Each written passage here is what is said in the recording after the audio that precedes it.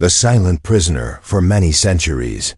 The city of Xanthia was known for one strange thing, a tall statue standing in the middle of the city square. The statue was of a beautiful alien woman, her face frozen in sadness, her body strong but unmoving. People told stories about her. Some said she was a goddess, others said she was a warrior punished by the gods. No one really knew the truth, but all agreed on one thing: the statue could never be broken. Not by hammers, not by lasers, not even by the strongest storms. The people of Xanthia grew up hearing stories about the statue. Children played around her feet. Old men and women left flowers and gifts, hoping for luck.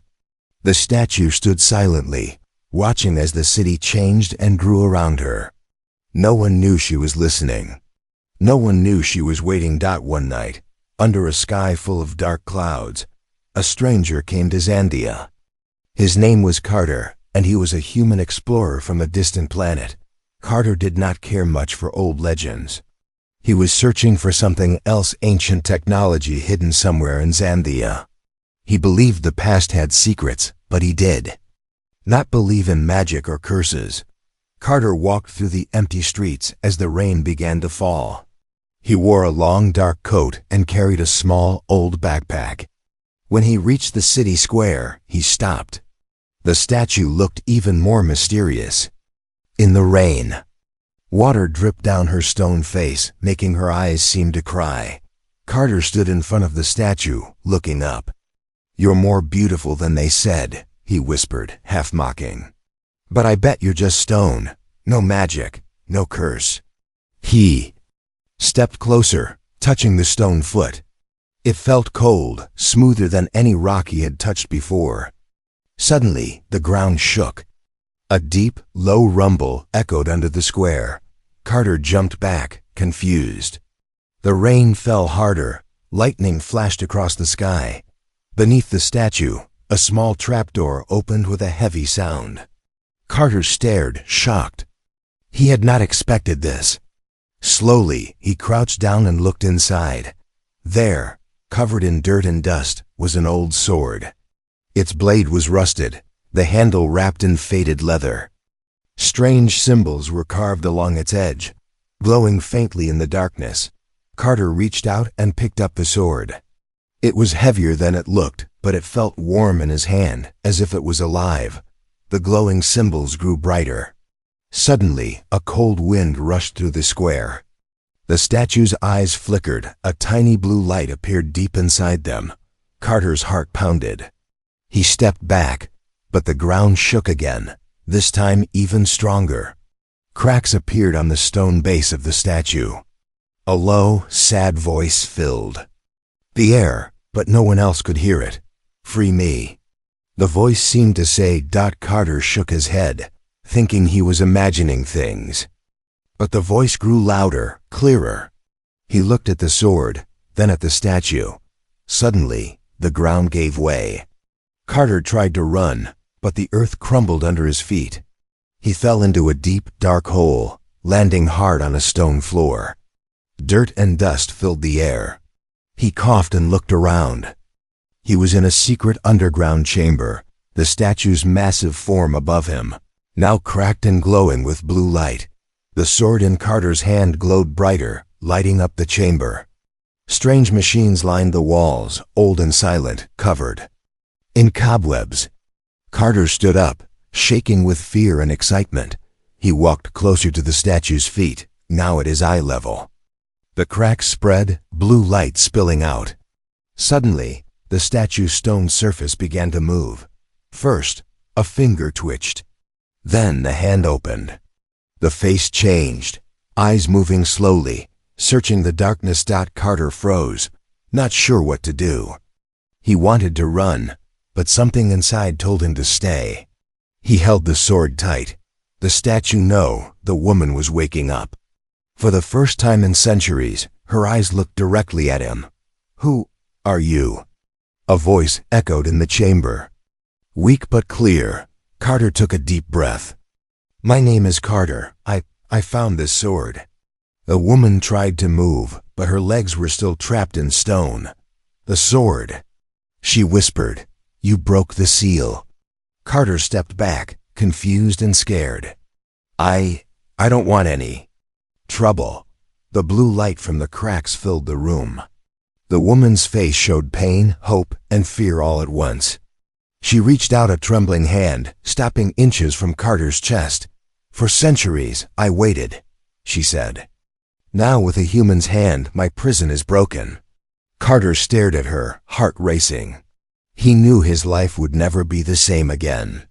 And above, in the silent city square, the storm raged on, hiding the secret that was waking below, the awakening. Underground chamber was cold and full of shadows.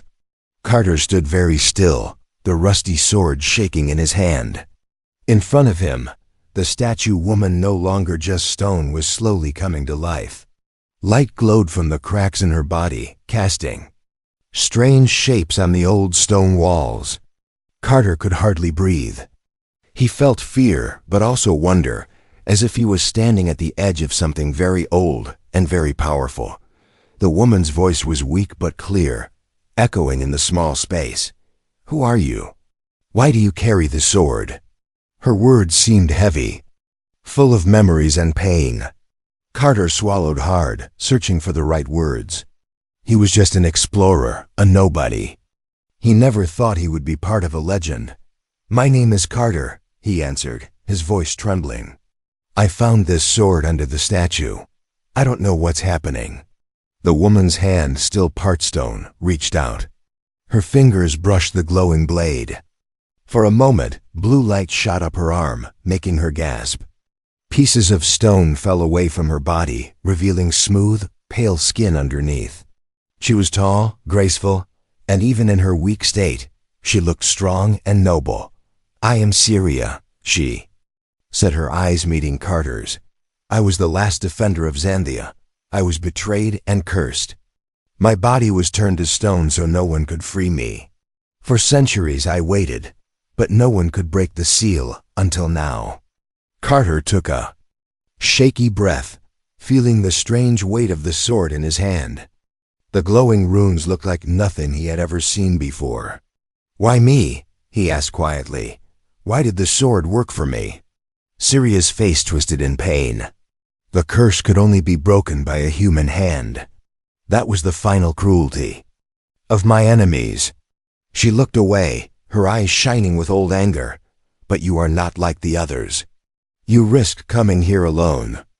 You lifted the sword, even when you did not know its power. Suddenly, loud voices echoed above them. The city guards had noticed the storm and the earthquake. Footsteps pounded overhead. Syria tensed, her body still half trapped in stone. We must hurry, she whispered. If they find us here, they will try to put me back in my prison. Many fear what I might do if I am free. Carter looked around, searching for a way out. He saw a narrow tunnel on the far side of the chamber, hidden by broken machines. This way, he called.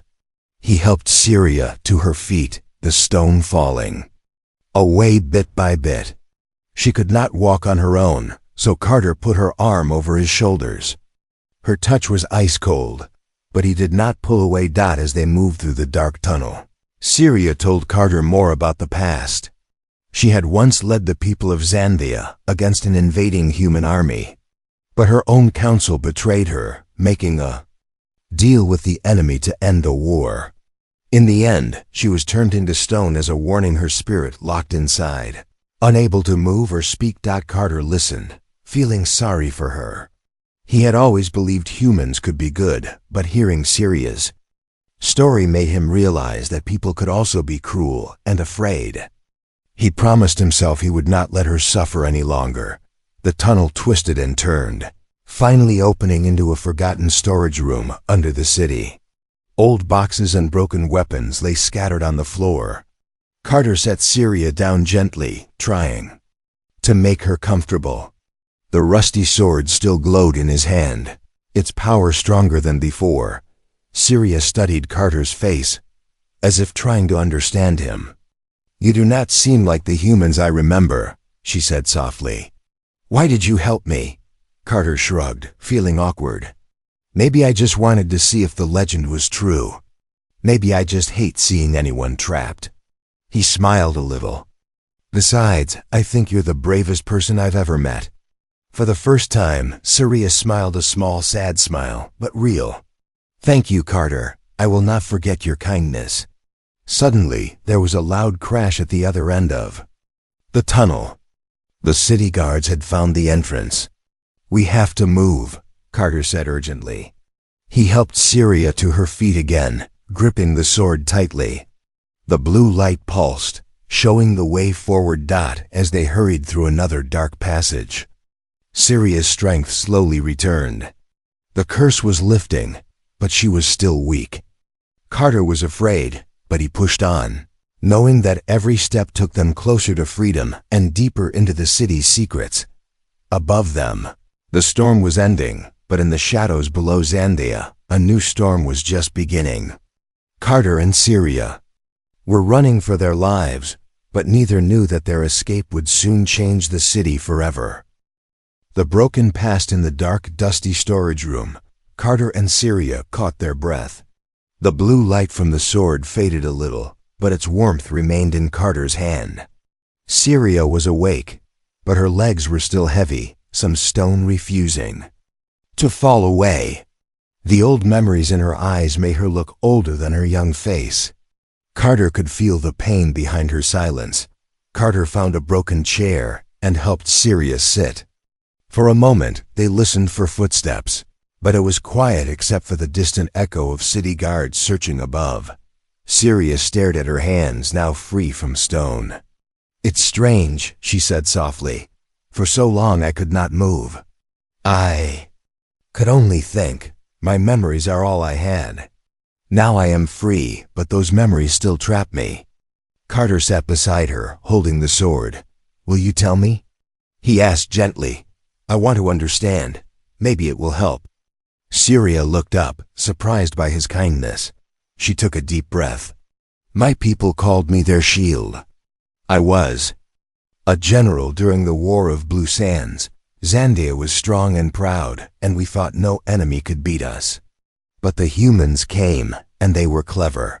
Not just with weapons, but with words." Carter listened closely. This was history he had only read in old books.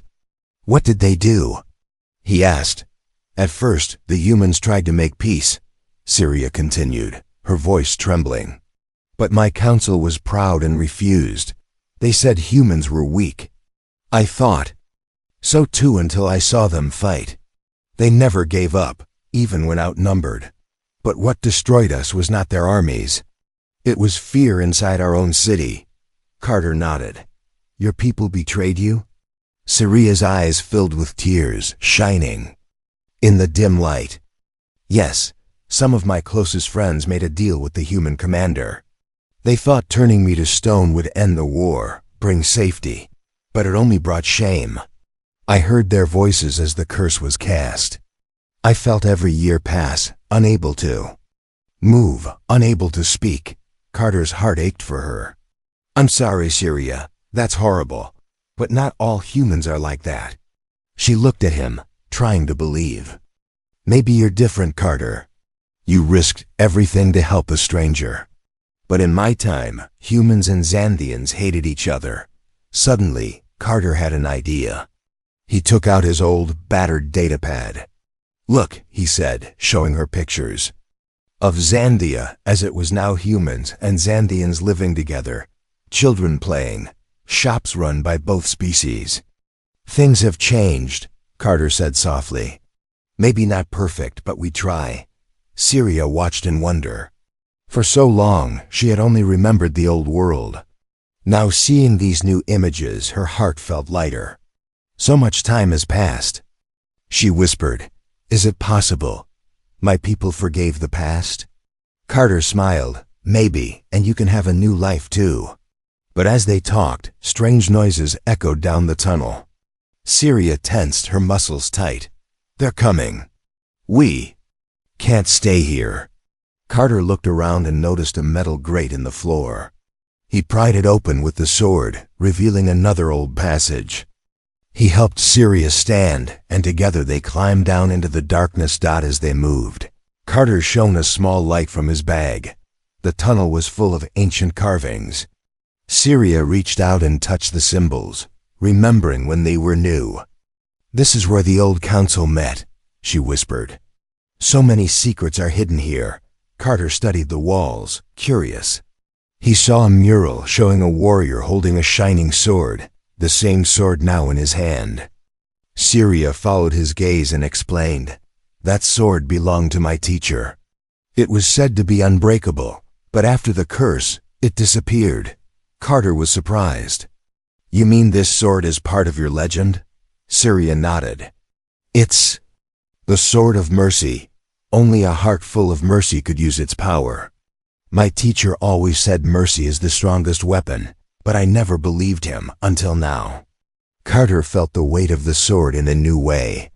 He realized maybe the sword had chosen him, not the other way around. As they walked deeper, the ground shook. Dust fell from the ceiling. "We must hurry," Syria warned. "These tunnels are old. If they collapse, we will be trapped again." Carter pushed forward, but his mind was racing. He thought about mercy, forgiveness, and trust. He wondered if he was brave enough to help Syria fully, even if it meant risking his life. At last, they found a door at the end of the tunnel. Carter pushed it open, leading into another secret room, this one full of old armor, shields, and a broken painting of Syria herself. She stared at it, tears falling silently. "You see?" Carter said quietly. "Your story isn't finished. Maybe you're not just a memory. Maybe you can help change the future too." Syria wiped her eyes and gave a small, determined nod. "Yes, Carter. I will not hide anymore. I want to see what this new world is like. I want to be more than a silent prisoner." Outside, the city searched for the escaped statue, not knowing that hope was returning step by step through the darkest tunnels of their past. The city's fear above ground. The city of Xanthea was in chaos. News of the moving statue spread quickly. Shops closed early, parents called their children home, and security drones flew over the city square. In the mayor's office, a group of worried leaders argued about what to do. Some wanted to search the tunnels, some wanted to call the army, but everyone was afraid. The legend of Syria, the silent prisoner, was not just a story to them, it was a warning from the old days. Meanwhile, deep below, Carter and Syria hid in the old council room. The walls were covered with dust and faded symbols. Syria looked at the ancient weapons hanging on the walls, her people's proud history, now forgotten. She wondered if the world above would ever accept her again. Carter kept checking the tunnel door, listening for footsteps. He could hear distant voices. Search parties were getting closer. "They're looking for us," he whispered. "If they find us, they might not listen to reason." Syria nodded, her face sad but determined. "They only know the stories about me. Stories twisted by fear." She touched her chest, where the last piece of stone was slowly disappearing. "I am still weak. The curse is almost gone, but I cannot fight an army." Carter thought hard. He remembered the datapad pictures, the hope he saw in Syria's eyes. "Maybe we don't need to fight," he said softly. "Maybe we just need to show them the truth." As they talked, the room suddenly filled with a soft hum. An old computer on the wall blinked to life. Carter must have activated it when he leaned on the desk. A faded hologram appeared, Syria herself, younger and proud, speaking to her people. "Xanthea must not be ruled by fear," the hologram Syria said, her voice echoing in the old room. "We must choose mercy. We must trust, even when we are afraid." Syria stared at the recording. She remembered that day. It was just before her betrayal. "I believed those words once," she whispered. "But my people turned against me anyway." Carter's eyes shone. "That message is still true. Maybe your city needs to hear it again." Just then, heavy boots echoed down the tunnel. "Carter." grabbed the sword, standing in front of Syria. Guards burst through the door, their guns raised. The captain shouted, "Step away from the statue." Hands in the air. Carter raised his hands, trying to calm them. "Wait, she's not your enemy. She's alive. She wants peace." The guards hesitated, confused by the sight of Syria half stone, half flesh, looking tired and scared, not like a monster at all. Syria lifted her hand, weak but brave. "Please, I do not wish to harm anyone."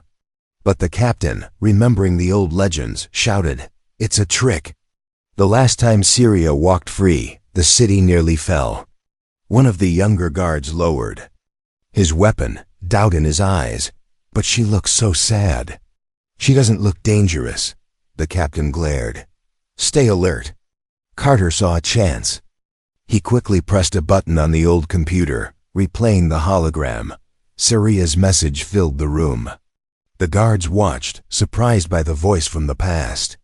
The words about mercy and trust seemed to change something in the air. Syria looked at the guards, her real voice shaking but honest. "I was betrayed, not because I was cruel, but because my people were afraid. I forgive them now. I want to live, not as your prisoner, but as your friend." There was a long silence. The captain's hand shook. He was afraid of making the wrong choice. Suddenly, another voice came from the doorway, a woman in a red cloak, older and full of authority. She was the mayor of Zandia. "Enough," she said, stepping into the light. "Lower your weapons." Everyone listened. The mayor stared at Syria, remembering the old stories her grandmother used to tell. "If you mean peace, prove it." She said, "Give us a sign." Syria struggled to stand. Carter helped her, holding her steady. With her last bit of strength, Syria knelt before the mayor, a gesture of trust and surrender. "I am not your enemy. I only want a new life.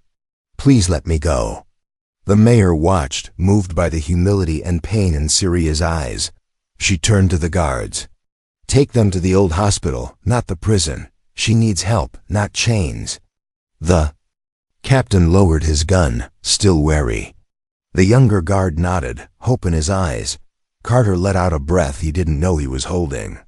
For the first time since freeing Syria, he felt a spark of hope. Maybe they would get a chance to tell their story after all. As they left the old council room, the legends of Zandia began to change. Some people still whispered in fear, but others started to believe that the old curse could become a new beginning. Outside, the storm had ended. Sunlight touched the city's highest towers. In the distance, children played in the square, not yet knowing that their world was about to change forever. The humans risked the old hospital was nothing like Carter expected. Its walls were cracked, the windows dusty, and strange alien plants grew up through the floor. Long ago, humans and Zandians worked side by side here, but now it was used only for emergencies. The mayor's guards watched Carter and Syria closely as they walked through the empty halls.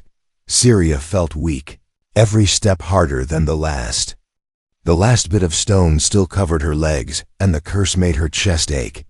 Carter helped her to a quiet room and gently lowered her onto a cot. The sword, which had helped set her free, lay on the table between them, its runes glowing dimly. Like a tired heartbeat, the mayor stood in the doorway. "Syria, you will be safe here for now. But many in the city are still afraid. Some want you gone forever." Syria nodded, trying to hide her pain. "I understand. I was their warning for centuries. Now I am their fear again." Carter spoke. She's not a danger. She needs help. The sword can heal her, but it also hurts me every time I use it." The mayor's eyes softened. She watched as Carter lifted the sword. "Show me," she said quietly. Carter gripped the rusty blade. As soon as he touched it, blue light jumped from the sword to Syria. She cried out, the stone cracking and falling away from her legs. But at the same time, Carter gasped and dropped to his knees, clutching his chest. It felt like ice and fire at the same time, burning through his body. The mayor stepped forward, alarmed, But Carter shook his head. "I'm all right," he said through gritted teeth. "Just need a moment." Syria reached out, guilt in her eyes. "You shouldn't risk yourself for me. The sword is dangerous. If you keep using it, it will kill you." Carter managed a weak smile. "You waited centuries for someone to help you. I can handle a few minutes of pain." The mayor looked at both of them. Why would a human do this for someone he barely knows? She asked. Carter shrugged. "It's simple. Everyone deserves a second chance. I would want the same if it was me in her place." Outside, the hospital filled with the sounds of arguing voices. Word spread that the statue was alive and under the mayor's protection. Some people were angry, demanding Syria be locked away forever. Others were curious, drawn to the hospital gates, whispering about the human who risked his life for an ancient enemy. Back inside, Carter sat beside Syria as she slowly regained her strength. "The sword needs energy," she explained. "It takes from you to give to me. But with every use, I am less cursed. Maybe soon I'll be free for good." Carter nodded, but inside he was worried. Each time he used the sword, the pain got worse. How much more could he take? Suddenly, a window shattered. A rock flew into the room, followed by angry shouting. The guards rushed to block the door, but the crowd outside was growing louder. The mayor turned to Carter. "We can't keep you safe here much longer. If the city panics, even I won't be able to protect you."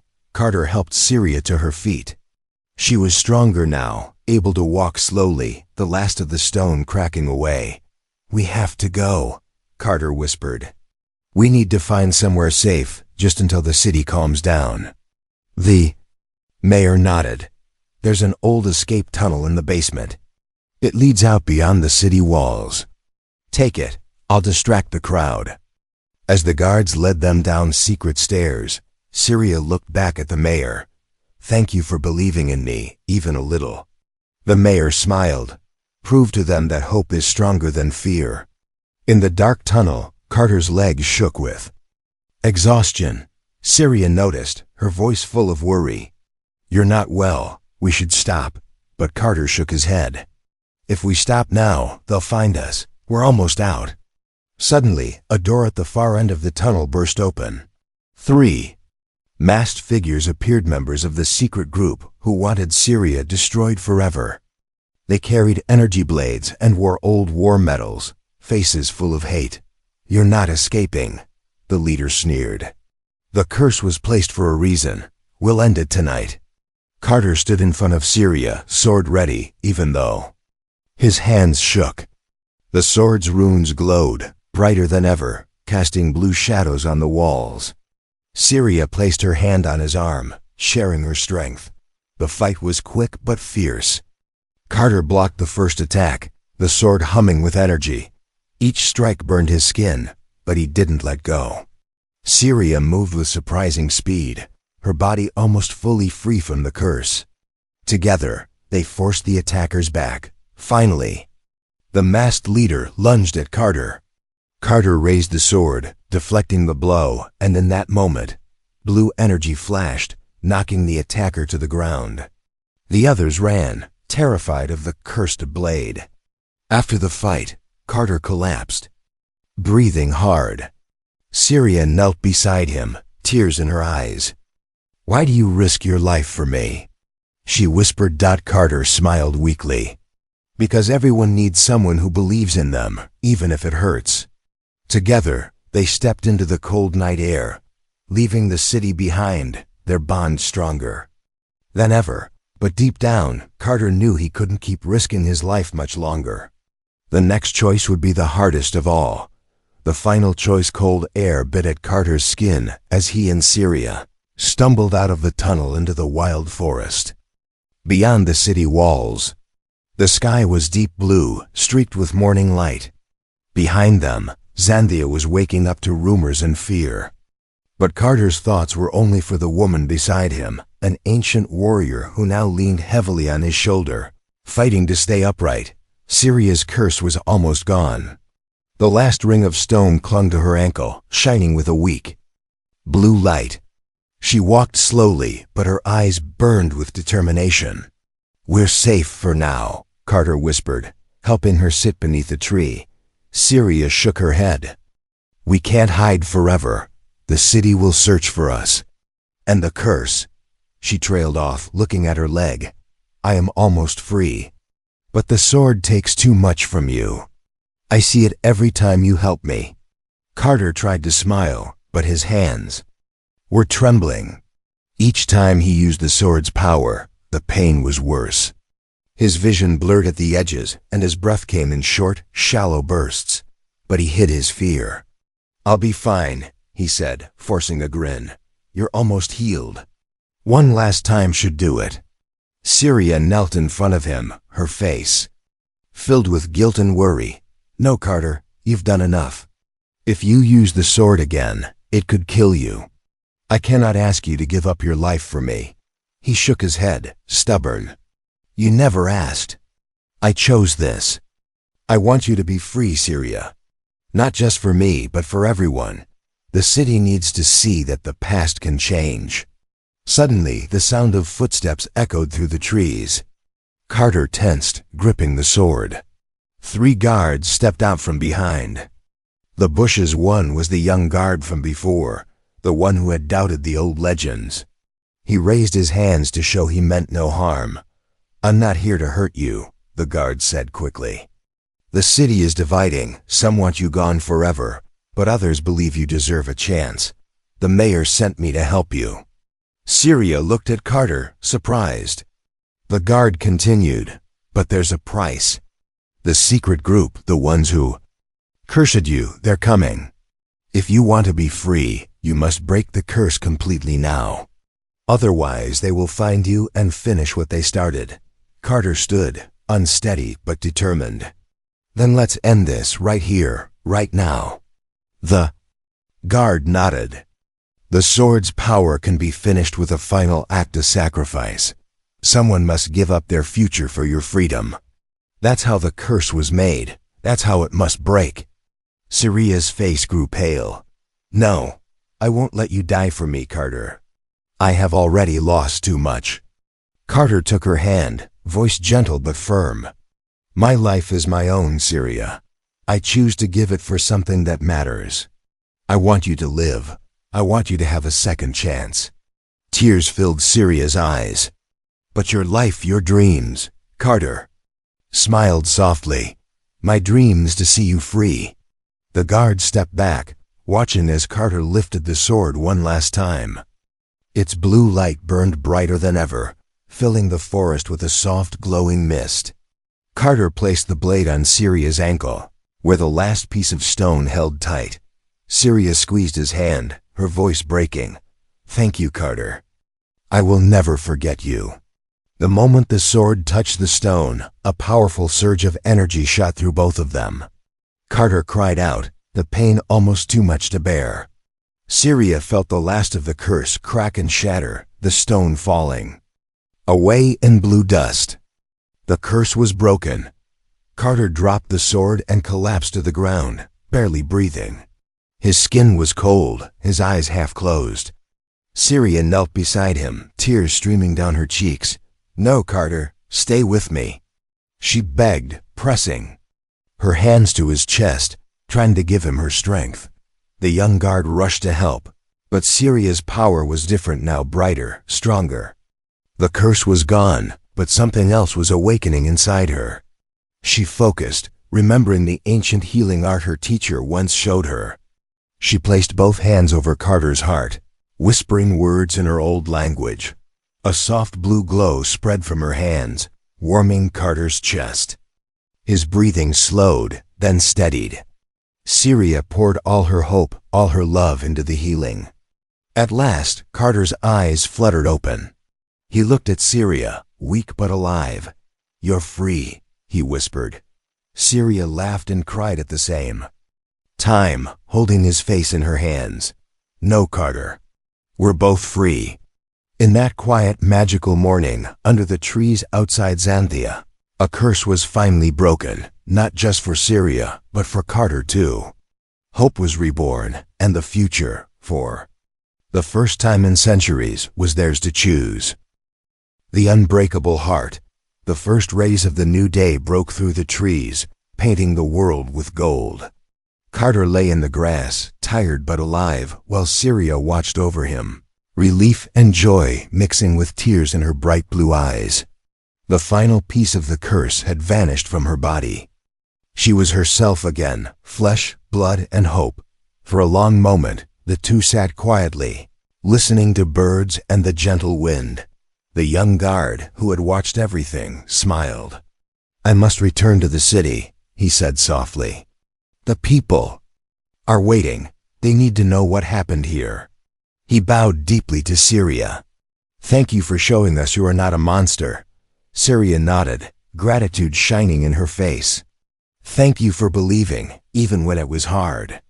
The guard hurried away, leaving Carter and Syria alone beneath the open sky. Carter tried to sit up, still weak, but Syria helped him gently. He looked at her with wonder.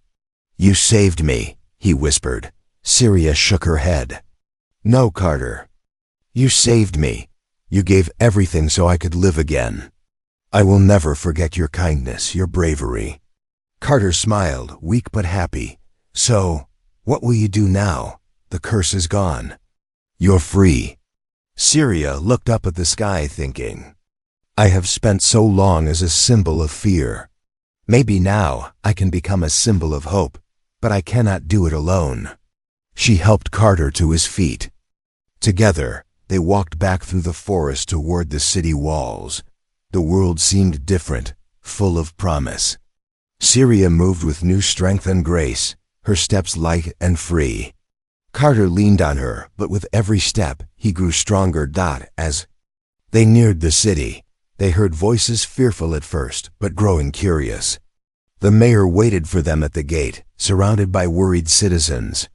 When she saw Syria and Carter, both alive, she raised her hands for silence. Syria stepped forward. "I am not your prisoner anymore. I am Syria, the shield of Xanthia. I forgive those who cursed me, and I ask only to live among you in peace." There was silence. Some people still looked afraid, remembering the old legends. But others looked at Carter, the human who had risked his life for her, and their eyes softened. The mayor nodded. "You have shown more courage and mercy than any legend ever told. Xanthia needs hope more than fear. Today, let us begin again." The crowd slowly parted, making way for Syria and Carter to enter the city. Children peeked out from behind their parents, wide-eyed but smiling. An old man stepped forward, placing a small blue flower in Syria's hand. "Welcome home," he whispered. Word spread quickly. People gathered in the square, listening as Syria spoke. She told them her true story, not of war and anger, but of forgiveness and second chances. Carter stood beside her, the rusty sword shining on his back, a new symbol for the city. That night, Xanthia celebrated. Lights danced in the windows, music filled the streets, and for the first time in centuries, laughter echoed through the city square. Carter and Syria sat on a rooftop, looking at the stars. "Will you stay here?" Carter asked. Syria smiled, her eyes bright. "The universe is wide. There are many worlds and many stories. But for now, I want to help Xanthia heal. And I want you by my side." Carter's heart beat faster. "I'd like that," he said softly. "But I don't know if I'm a hero." Syria touched his hand. "You are to me. You showed me that. Even the smallest kindness can break the strongest curse. That is what makes a heart unbreakable." As the night grew quiet, Syria and Carter talked about the future. They dreamed of new adventures, exploring distant stars, helping others find hope, and telling their story so that no one would ever feel alone again. In the days that followed, Xanthia changed. Syria became a leader, but not a ruler. She listened to her people and helped both humans and Xanthians understand each other. Carter worked beside her, teaching children, repairing old machines, and reminding everyone that history could be rewritten with courage and kindness. The rusty sword was placed in the city's museum, a reminder that even broken things could hold great power. People came from far away to see it and to hear the story of the unbreakable heart, and so the legend of Syria and Carter lived on.